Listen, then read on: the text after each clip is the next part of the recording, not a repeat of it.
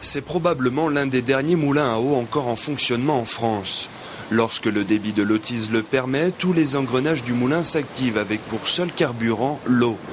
Construit en 1728, il est réhabilité il y a une quinzaine d'années par l'association Les Guernivelles, petite grenouille en patois vendéen, et son meunier Thierry s'attache à respecter la tradition en allant chercher lui-même le grain dans les fermes. Aujourd'hui, c'est un véritable outil de travail. La chose principale qui m'intéressait, c'était de faire en sorte que ce moulin ne soit pas mort. C'est-à-dire que ce ne soit pas un musée mort, que ce soit vraiment un outil, un véritable outil de travail. Travailler dans cet environnement traditionnel, c'est aussi des contraintes. La grande roue du moulin ne fonctionne naturellement qu'avec un apport d'eau suffisant dans le bief. Et puis en comparaison avec une minoterie de petite taille, la production de farine est moindre. Mais cet inconvénient, Thierry l'utilise comme une force.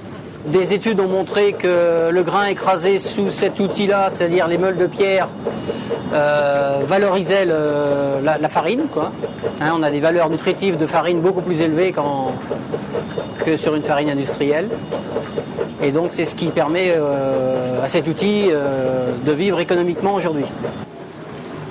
Pour Thierry, pouvoir valoriser le grain de cette manière, c'est une vraie fierté. Aujourd'hui, une vingtaine de boulangers et autres professionnels qui utilisent de la farine dans leur activité économique lui font confiance. Et même si elle est un peu plus chère que son homologue industriel, ses qualités intrinsèques font aujourd'hui encore la différence auprès des professionnels qui recherchent un produit authentique.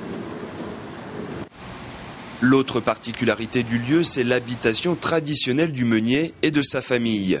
Dans cette habitation, il n'y a que 2 pièces. Ici, la pièce principale, ça va être la cuisine. Et de l'autre côté, on va rentrer dans la chambre. 2 pièces restaurées dans la plus pure tradition vendéenne et meublées d'objets du Bas-Poitou. Un lieu chargé d'histoire et un retour dans les années 20. Le sol était déjà comme ça, c'était un sol, c'est des dalles de calcaire qui ont été extraites de la carrière de Nieul-sur-l'Autise. Donc des dalles ici ont été posées directement dans cette habitation dès la construction. Car le meunier était un meunier quand même qui était assez riche, c'était un rang social un peu plus élevé que les paysans. À l'occasion des journées européennes des moulins, la maison de la meunerie de Nieul-sur-l'Autise ouvre ses portes ce week-end, samedi et dimanche après-midi.